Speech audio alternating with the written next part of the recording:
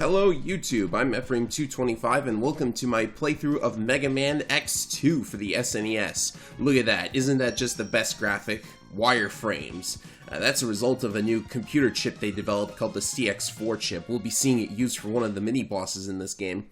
Anyways, X2. X2 is probably my favorite out of the X series. It's a great follow-up to Mega Man X1. Everything has been polished, everything's been improved upon. They've just made a fantastic game overall. But, a moment of silence for the green biker dude. You shall be missed. What was up with that guy anyways? Nobody ever explained what was up with the green biker dude. Like, I was so looking forward to Maverick Hunter X2 for the PSP, if that was ever considered for being an actual thing, because then they might finally explain who the heck that guy is. Like, maybe he would have been a playable character like Vile was for X1, I don't know. So, we have a enemy that pulls in the walls to try and smash you between them. That's going to be a running gag throughout the rest of the X series. And we are up to the boss of the intro stage. This boss is a complete joke, despite how big he is. Look at this. We have this huge wide open room. He takes up a good chunk of it, and he goes down in 4 charge shots to the face. Yeah, that's unfortunate. I mean, I'm actually going to put on a rather poor showing against him, because I actually fell and failed to let off that 4th charge shot. There were some mistakes in this playthrough, so unfortunately I couldn't give it, like, the best performance I could, even though I have played this game quite a lot.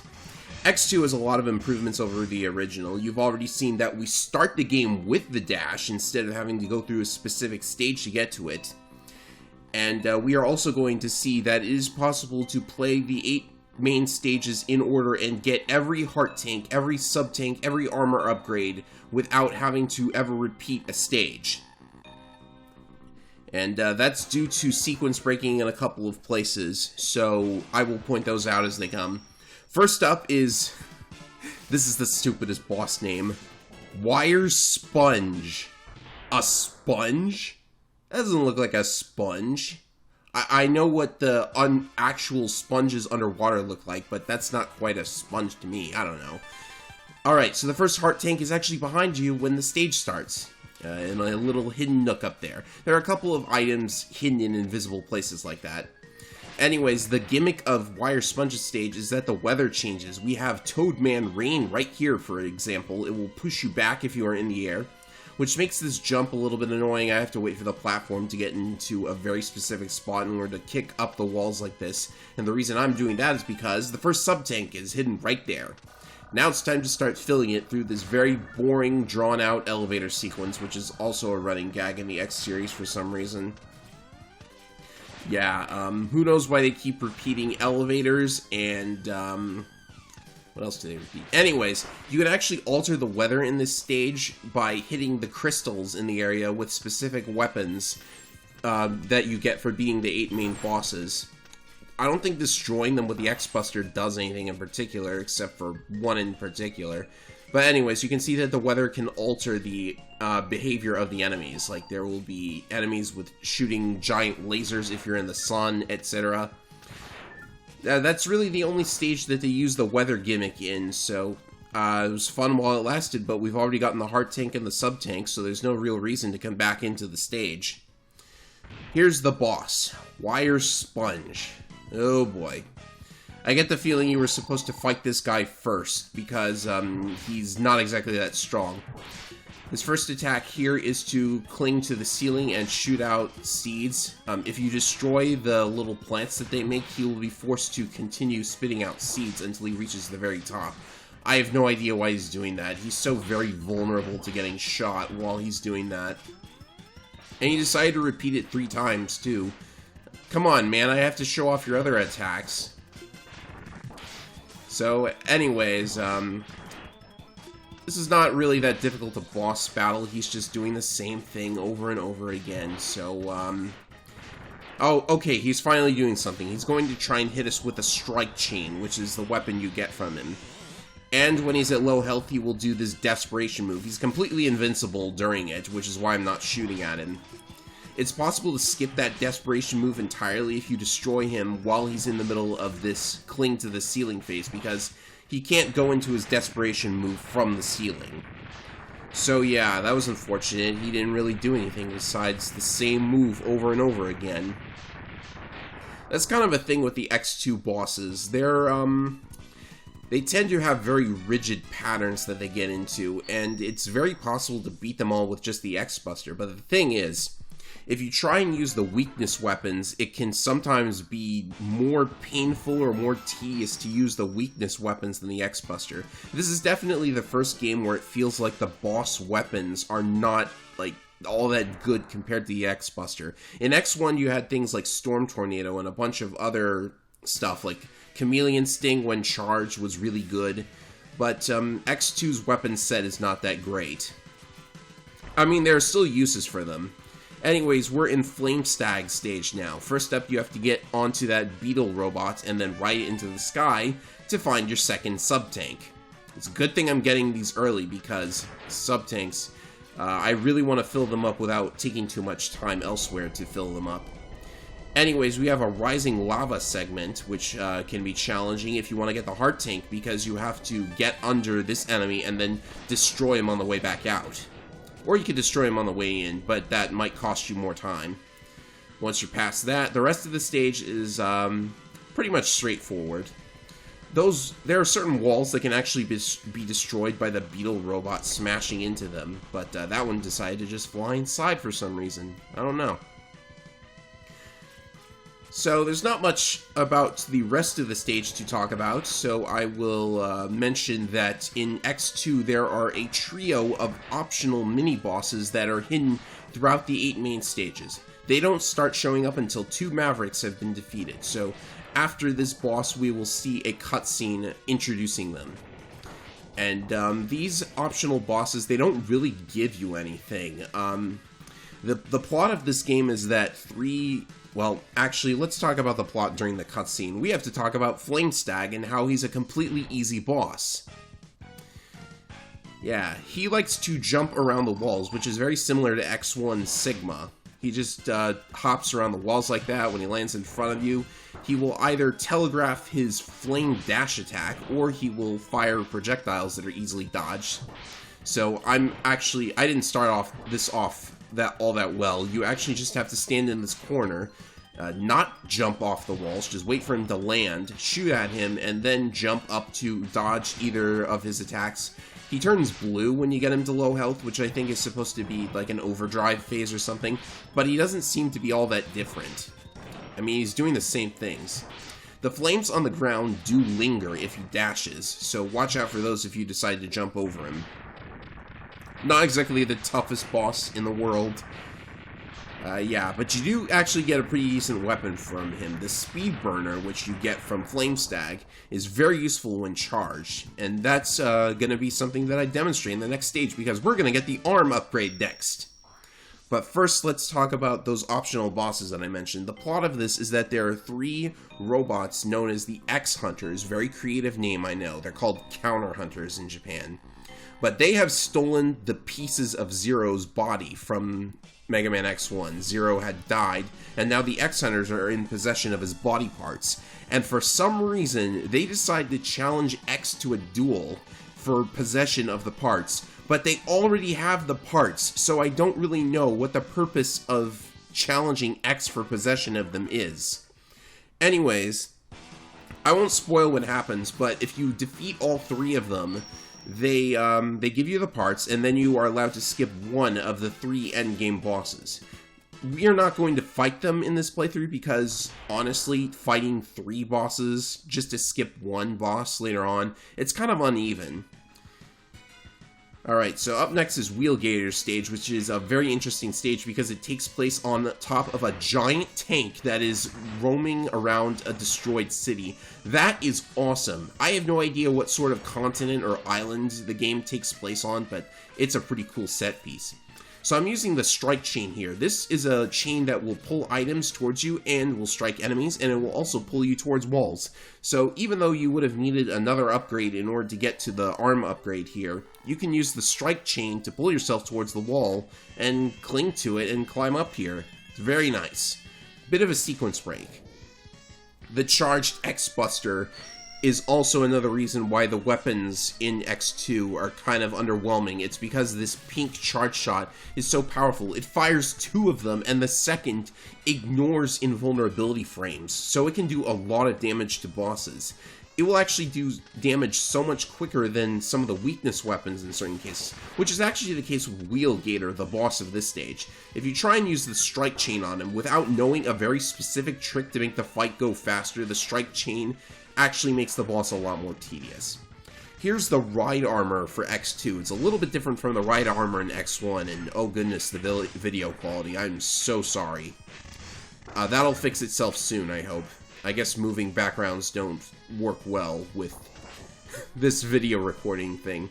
So I'm using this charged speed burner. It is an extra air dash. It will send you speeding towards whatever you're pointed at, and that's good because you can find the very specific piece of the wall above the spikes in order to grab that heart tank. The boot upgrade does give you an air dash, which gives you yet another air dash on top of the charged speed burner. So speed burner, very useful weapon. It's going to be used quite a lot. Strike chain, kind of a niche weapon, I would say. It has a couple of uses.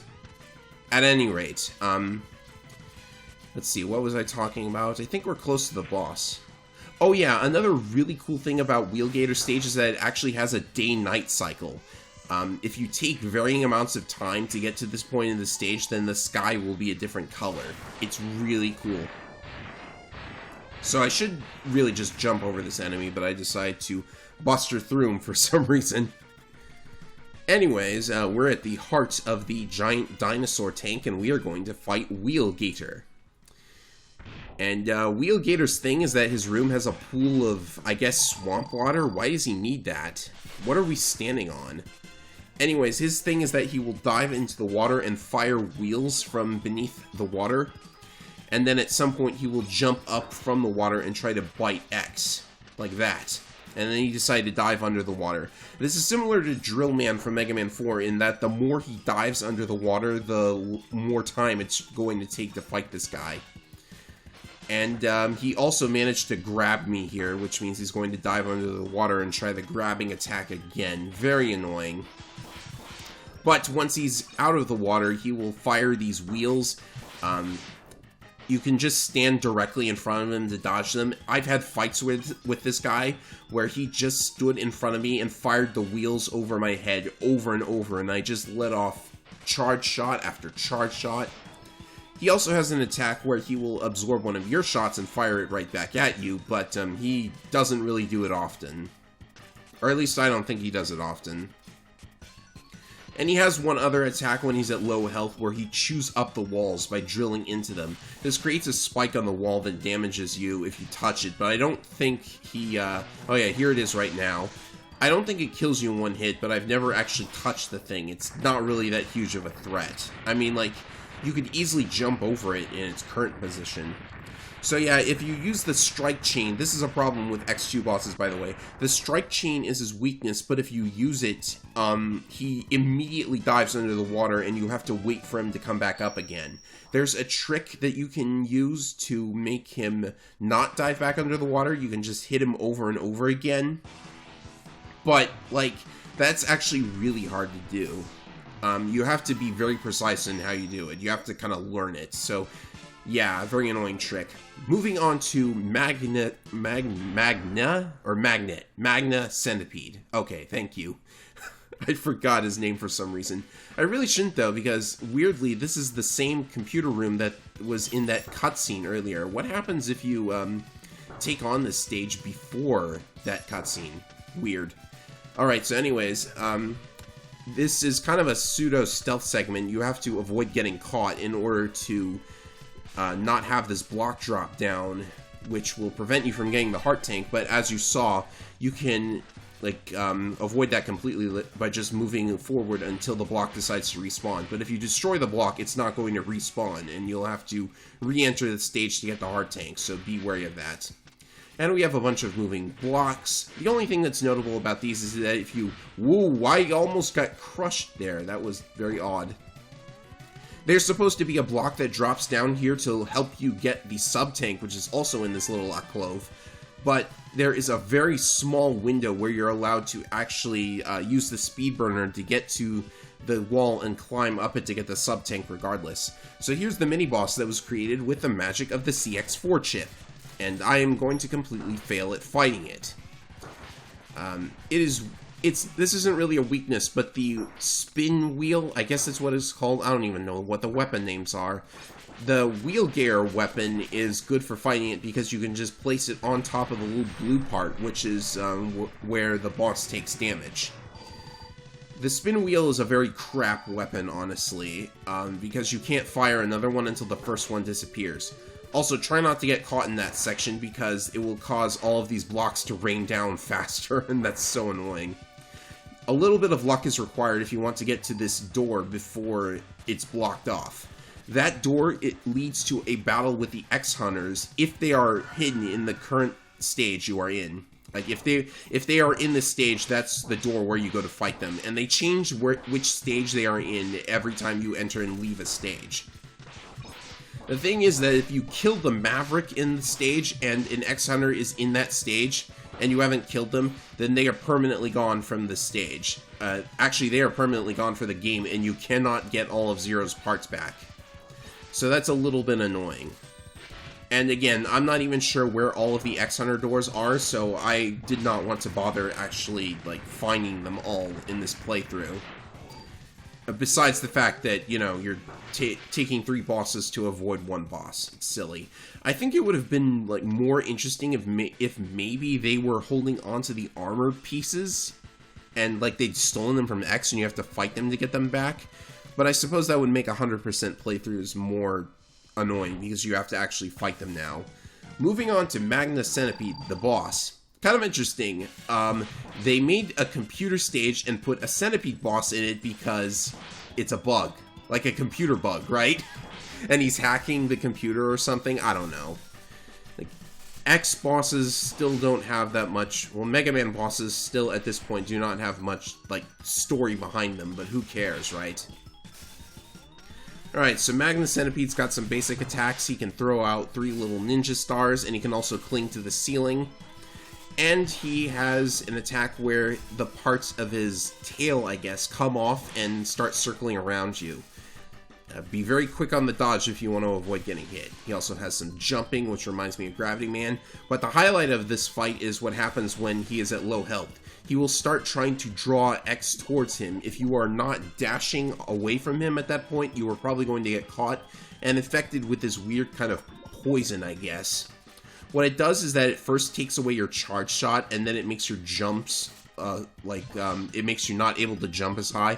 But if you keep getting infected, eventually you're this very slow, unable to dash, crack addict, I guess. I don't know why I said that. I was just looking for something to say, I guess. So this actually came down to the wire because I was getting caught by the poison so much. But I was able to win without using the very little amount of energy left in my sub-tank.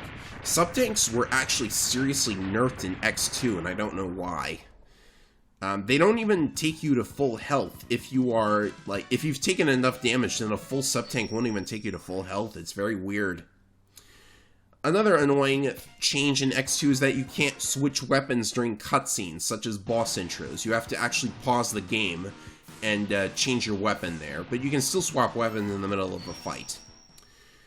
Alright, so next up is Crystal Snail, and it probably has my favorite stage theme in the game.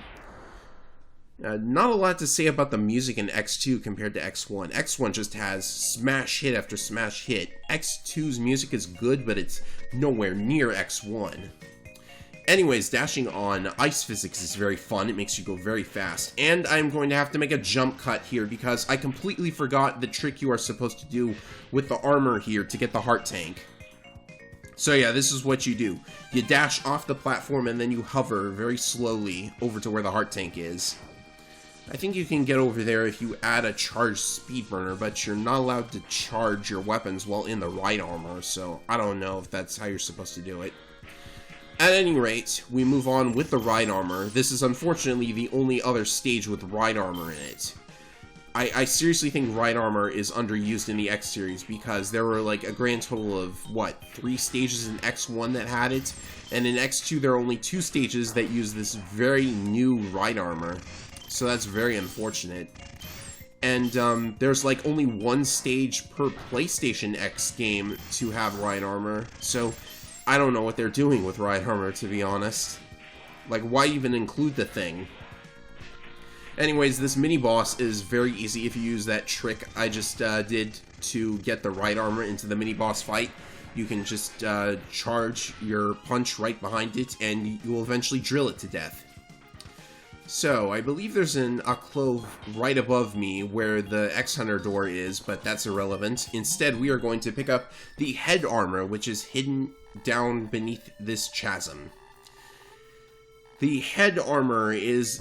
well, it doesn't really have a practical use if you already know where all the hidden passages are, but if you don't, you can use the head armor to send out this little scope that searches for hidden passageways, and that's the only real way to find some stuff like the heart tank and wire sponges stage. I guess running around, like, spamming the scope in order to find armor pieces is not really a good idea for hiding your armors, but, you know, whatever. They had to do something with a head that didn't involve smashing bricks with your head, because they'd already done that in X1, and it was already proven to be very, like, I guess not that interesting. So, are we up to the boss yet? I have to find something to talk about, or else I'm going to risk a bunch of dead air. Yeah, moving on. Crystal Snail. Very much the slowest boss in the game, probably, because he's a snail. Yeah. This boss intro is slow. So slow. Alright, so he has 2 main attacks. One of them is to shoot out the Crystal Hunter, which is a weapon that freezes its targets. We'll be getting that from him after this fight is done. The other is to just fly in the air and try to smash into you. And he can also block your shots if you fire at him while he's not doing much else. Very armored armadillo type boss. You just have to wait for him to be vulnerable before shooting. But at least with the charged Buster upgrade, like, you can do a lot of damage when you have an opportunity to do some damage. What would really be nice is if you would spam the Crystal Hunters over and over again, because then you would have more opportunities to shoot at him. I guess he's not taking it. At low health, he has another desperation move. What he will do is, I think he's going to do it right here. Oh no, still doing the normal smash into me. Like, it's so predictable. Like, this is really one of the weakest bosses there is. Not like on Toadman's level, but here's the desperation move. He spins very quickly, and you can interrupt this, but if you do not, he will slow down your movements while remaining faster himself. This is actually what the charged version of the Crystal Hunter does when we have it in our possession, and it's not really used for anything aside from making one cutscene very silly because the text scrolls slower. Anyways, Crystal Snail is actually fun to fight with his weakness, so look forward to the boss refights, I guess. And I believe that's, there was an X-Hunter in this stage, so by defeating Crystal Snail without defeating the X-Hunter, he's now gone from the game permanently. So that's unfortunate. The thing about the X-Hunters is you have to defeat either all of them or none of them. If you don't defeat all of them, then defeating only 1 or 2 of them is completely pointless. Next stage is Overdrive Ostrich. An ostrich, huh? Well, congratulations, Capcom. You've made an ostrich look kinda cool. It's a desert stage, and we are going to see the first Ride Chaser. The Ride Chaser is a vehicle that shows up in a couple of X games. It is basically a bike, and bikes are really awesome. We actually saw a Ride Chaser in the intro stage, but we didn't get to use it for that long. Unfortunately, they intend you to use the Ride Chaser to obtain the heart tank for this level, but it's really annoying to get, and I just settled for a more brute force method for getting the heart tank. We'll be seeing that coming up. You have to make this jump, you have to make it across that gap and into the little room here, and eventually you will see that you are meant to ride the Ride Chaser across the spike pit to get to the heart tank. But instead, I'm going to use the charged speed burner to get enough distance and hit the ceiling and die. Alright, so that was not how you're supposed to do it. But don't worry, I will succeed on the second attempt, and you do in fact have to sacrifice a life if you want to get this heart tank this way without the ride chaser. So yeah, there you go. And I do, you know, they still don't give you all of your lives back when you re-enter a stage, I think. So, I would have to pick up another extra life if I don't want to enter the next stage with only 0 extra lives remaining. Anyways, enough of that. We're going to pick up another armor piece. You need Wheel Gator's weapon in order to get it. The charged version just shoots off a bullet in 8 directions. I guess it's less annoying to use than the uncharged version. But we are getting the foot upgrade. This will allow us to perform an air dash.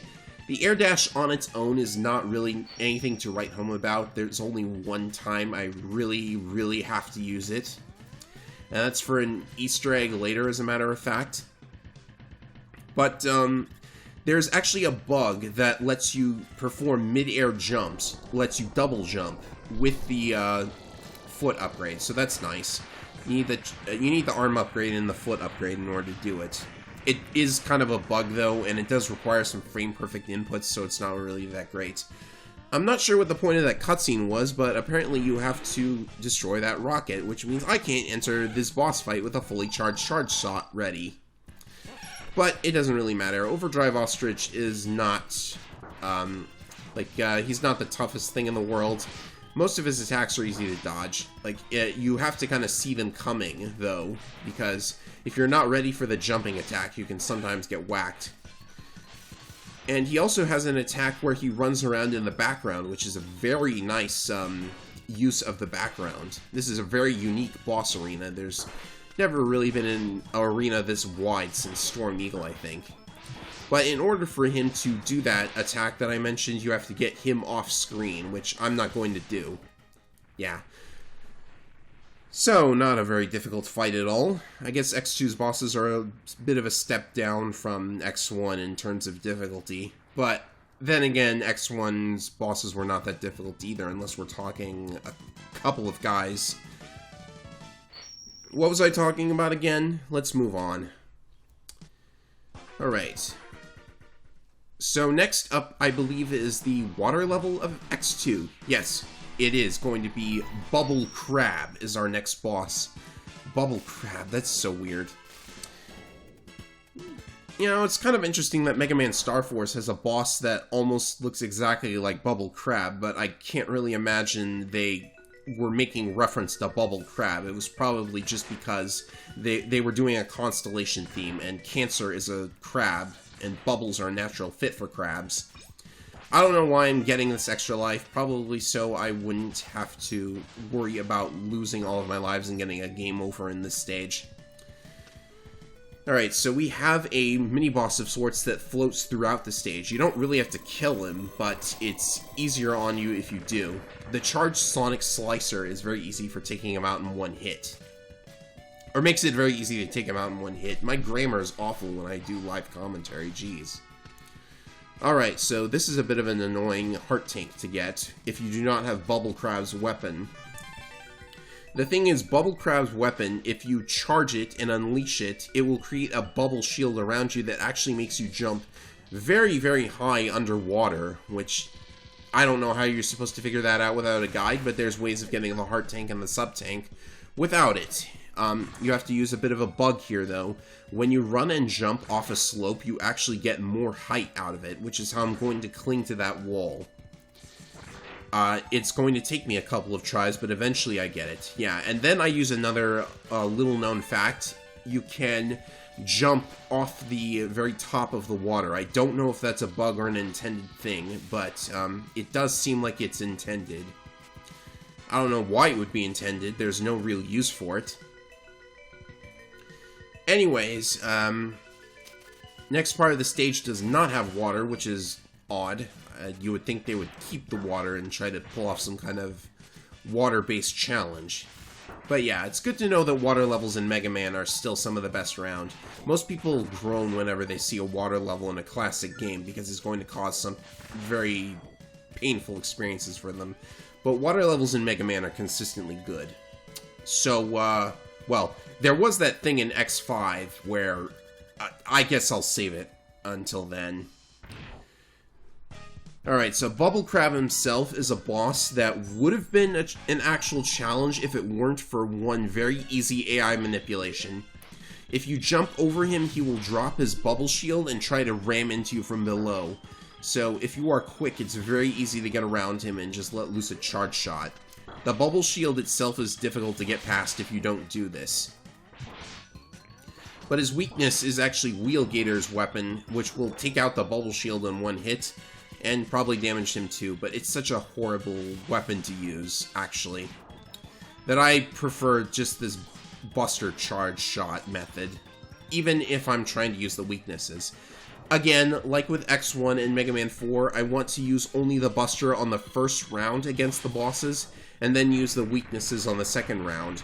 But I so hate using the weapons in X2 that I actually consider just going Buster only for that, for the refights as well.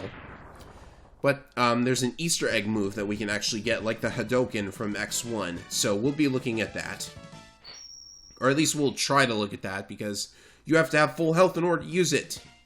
And I suppose I could wait until the X-Hunter stages in order to talk about it, because, like, that's a long ways off. We still have a moth to squish. Yes, they've made a moth robot. I don't know what they were thinking here.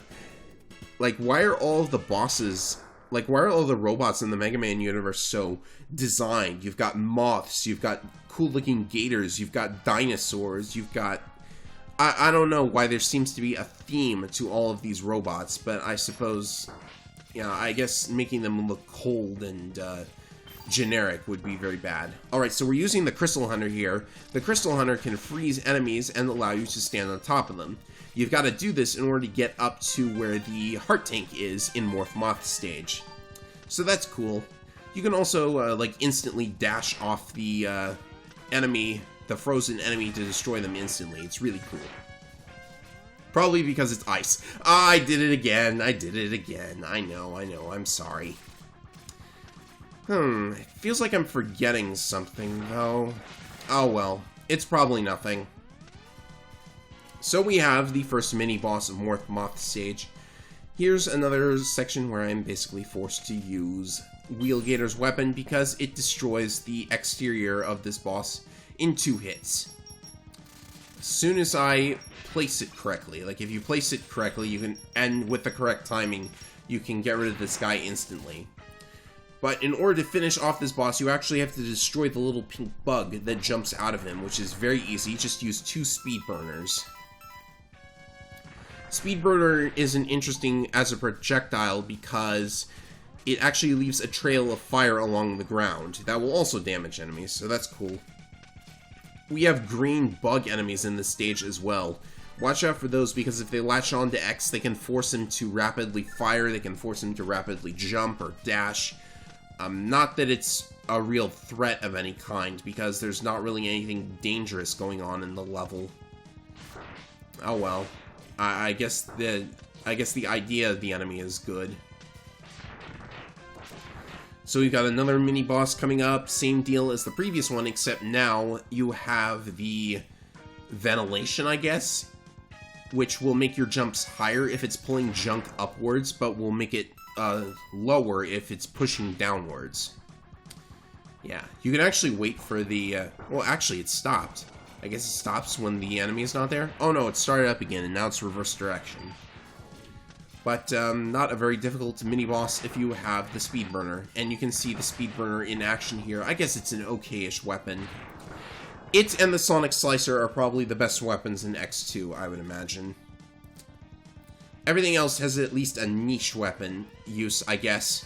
Niche weapon use? What am I doing? Morph Moth is also an interesting boss battle because he starts off as a cocoon. And he will not turn into his true form until you've dealt at least half of his health to him. But if you wait long enough, he will actually turn into his true form on his own, because every time he uses the rotating junk attack, where he sucks in junk. He is actually getting bigger and bigger. Watch very closely if you want to see that happen right here. The thing is, though, what's annoying about Morph Moth is that, like, he spends so much time in his cocoon form that when he gets to his true form, there's not enough time, really, for his true form to shine, because his true form can actually be difficult if you've, I guess, never fought this guy before. The thing about this guy is that the very edges of the room, the corners of the room, are actually safe spots for most of his attacks, and how did I dodge the dust there? Like, he can't drop dust on the far corner of the room, and collision damage is also very annoying, so staying in the corners would have actually been very safe. Morph Moth also looks really cool, in my opinion.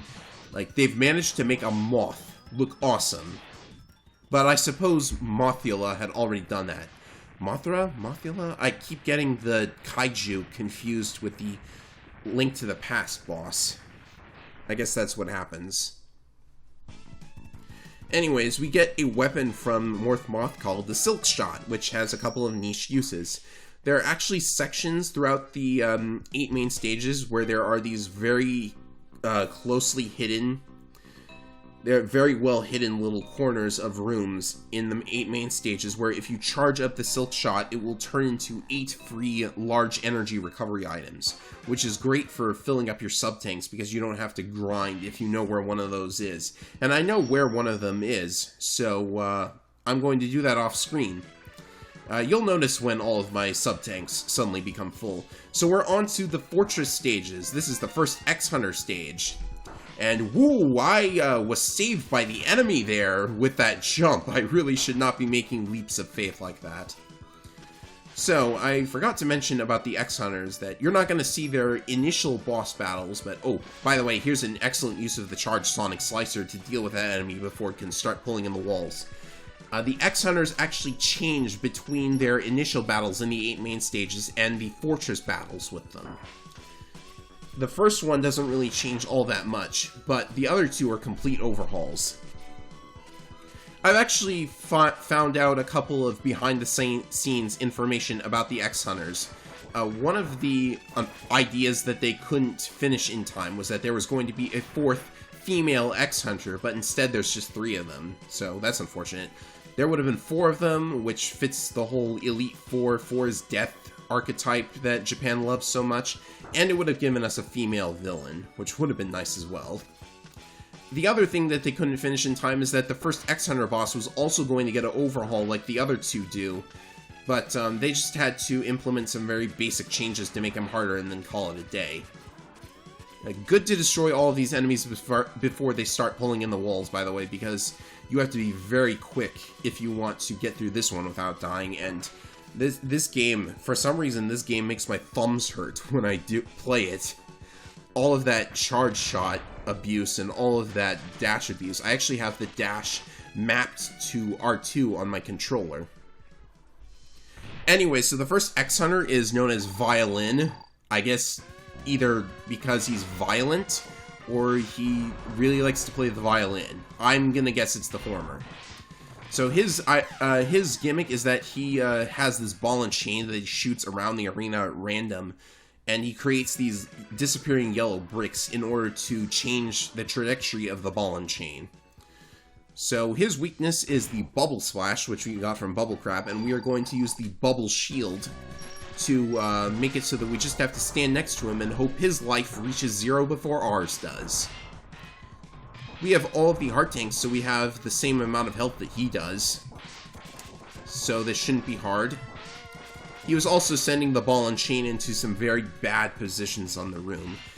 I guess luck can determine how easy or how difficult this battle is, but with the Bubble Splash, it's actually not that difficult. His original fight in the 8 main stages would have been exactly the same, except he does not do the disappearing brick thing, which might have made him harder, actually, because it's impossible then for the ball and chain to get caught in a corner of the room, like it kind of did there. So moving on to X-Hunter Stage 2, I do not like X-Hunter Stage 2 that much.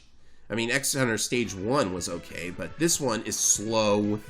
It can be monotonous because you have to wait for platforms that go over spike pits. Very annoying. It's the only other underwater section besides Bubble Crab's stage, though, so I guess that's noteworthy. I mean, at some point they're going to have to just ditch the idea of underwater levels completely, because they almost never use them. Like, all that much besides just having one stage that's underwater, which I guess is fine. I guess it's fine for a level gimmick. And here are the platforms that I mentioned, that you have to wait for them in order to get past them. I have to wait for this one to pass over me, and then I have to wait for this platform to come back so I can get over it. I guess you could pull X under it if you want to risk dying to the spikes, and you use the air dash. I guess the air dash is coming in handy here, at least. This vertical shaft, however, is just the worst, I swear. You have to wait for the platform to come down, you have to climb up, and then you have to not get hit by the flamethrower, or else you will be sent all the way back down, and you have to wait for the platform to come back down again. Just wait, just shoot off into the sky as you wait and wait for the thing to come down. Alright, here we go. It's very easy to avoid getting hit by these flamethrowers, by the way. This is where the run kind of started to fall apart, honestly, because I was doing worse and worse as I just went on. I guess I got a little exhausted playing this, because I had to repeat the first few stages over and over again, because I kept making mistakes. And I want to put in a good playthrough of these games, because I love them so much. But I guess it doesn't always go as we planned. Here is the second X-Hunter boss. He is called Surges, and in the Japanese version of the game, he is actually implied by the dialogue to be the reincarnation of Dr. Wily. I don't know if that's true. Dr. Wily's revival is something that they tease on occasion in the X games, but they never really follow through on it. So he's got this giant tank. You have to destroy the cannons to damage him, and the cannons are weak to Silk Shot, which is easy enough to deal with. And then you have to use Sonic Slicer on his body. The charged Sonic Slicer is very easy to hit him with, because you just have to sit in between these two platforms so that they keep you in the top of the screen while he fires projectiles at the bottom of the screen, making it easier to avoid them. But unfortunately, I was not as quick on the draw as I would like to admit, and I lost a life. Fortunately, it's not difficult to get back into this battle and try again. Really, staying at the top of the screen is how you avoid most of the projectiles here. Each of these four cannons has a different projectile. The bottom one just shoots a laser across the bottom of the screen. The second to top one has a blue boomerang disc, I guess. There's a curved shot coming from the top and third cannons.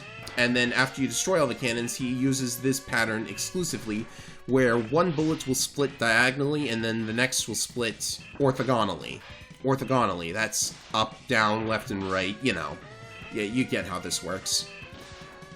Just sitting in this one spot lets you avoid most of the projectiles, but there's always a chance that one of them will actually try and aim at you, at which point you just need to be quick enough to dodge, and this is also the ideal position for firing the charged Sonic Slicer.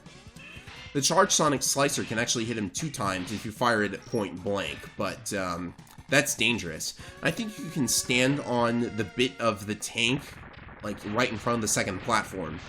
And another thing that's worth pointing out is that you can destroy all of the cannons at once and leave yourself with 3 platforms to work with if you unleash the Giga attack, which is given when you get the armor from Morph Moth stage. Oh no, I completely forgot to get that. Well, it's understandable why I forgot to get it, because it's the worst. Like, when they hide the upgrades in X2, they really hide the upgrades. You would not know that this is where you get the armor upgrade unless you, like, spammed the head upgrade scope all throughout the stage. At least it's very early on in the stage, so I can enter the stage and then get it by firing the Wheel Gator's weapon right here. Who would have thought to actually do that? Not a lot of people, I imagine. They probably would have had to look up a guide to get this. Anyways, after we get this armor, we can actually just exit the stage, Starting with X1, a thing that you're allowed to do in the Mega Man X games is that you can exit a stage that you've already cleared. If you were maybe re-entering it just to get a heart tank or something, you can just grab your heart tank and then exit. So it's good that the armor upgrade was at least very close to the entrance of the stage, so we don't have to, like, play through the whole thing just to get to it. Alright, so the Giga attack, as you've seen, it damages everything on the screen for about 2 damage, but for some reason also destroys Surge's cannons in 1 hit. So who knows what's going on there. X Under Stage 3 has a new song, which I don't really like. I much prefer the remix in Mega Man X6. Yeah, X6 had to come up eventually, right? Because apparently I'm known for actually enjoying X6.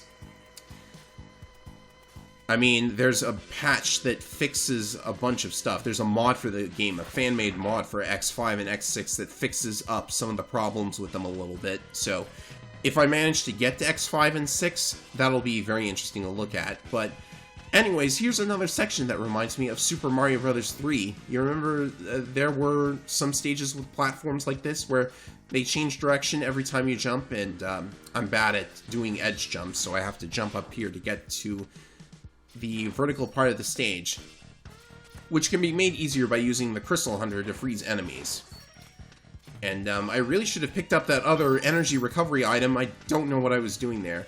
But there's an alternate path through the north part of the stage if you use the Crystal Hunter to freeze an enemy.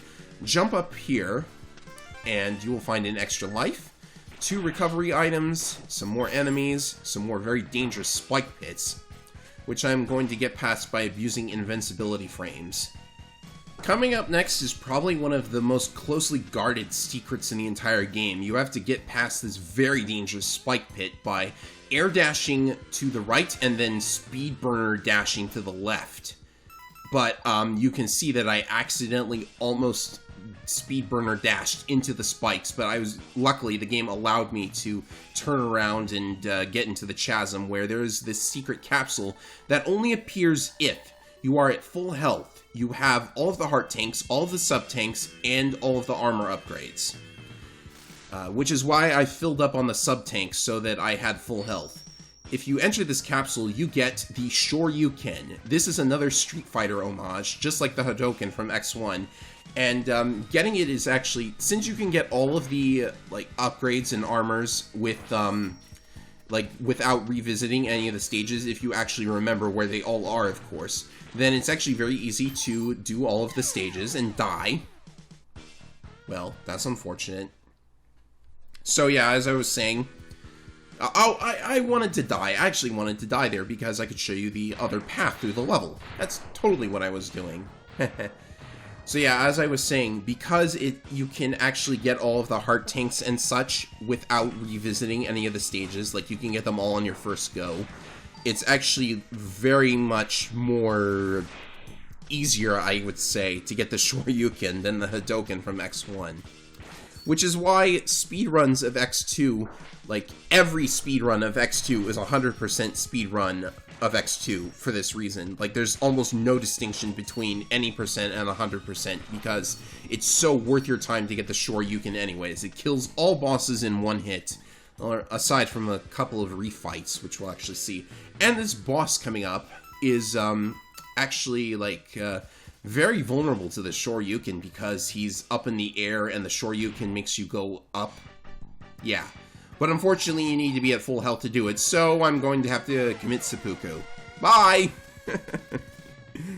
Fortunately, you respawn right outside the boss door, so it's fine. We can actually show off the Shoryuken right here.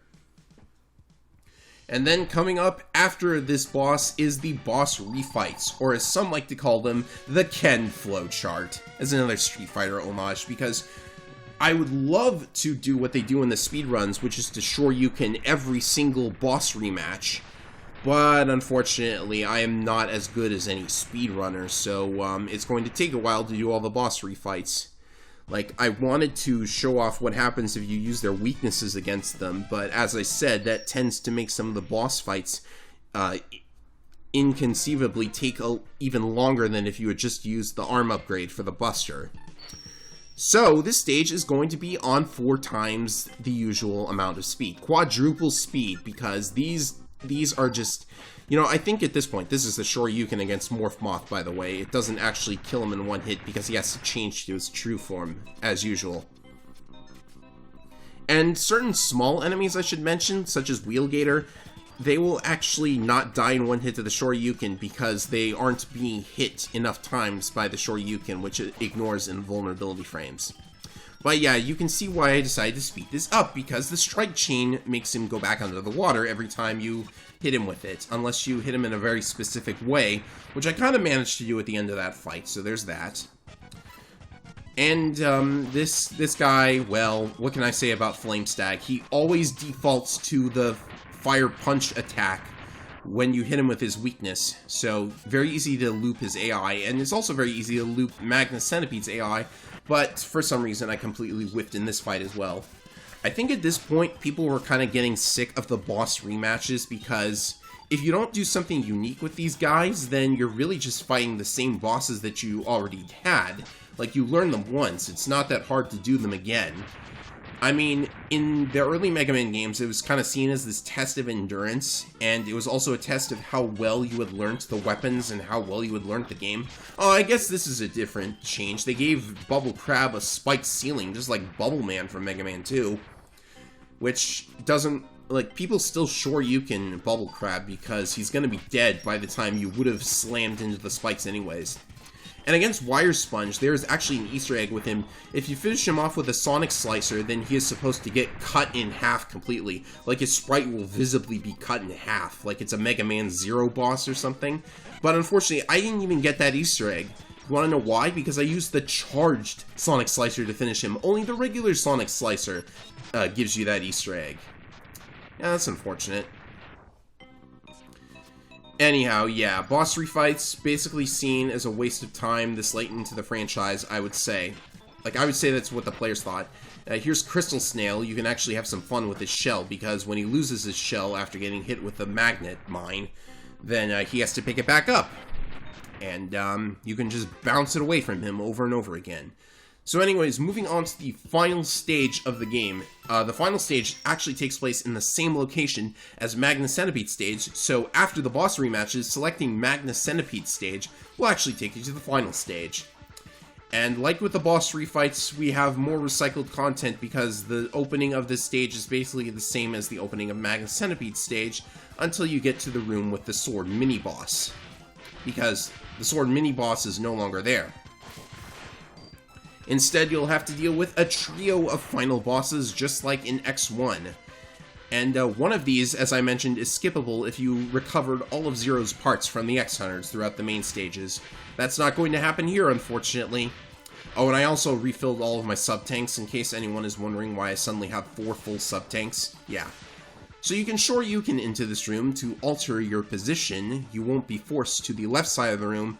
And oh boy, the boss is right on top of me. I'm not going to be able to Shoryuken him. That's very unfortunate.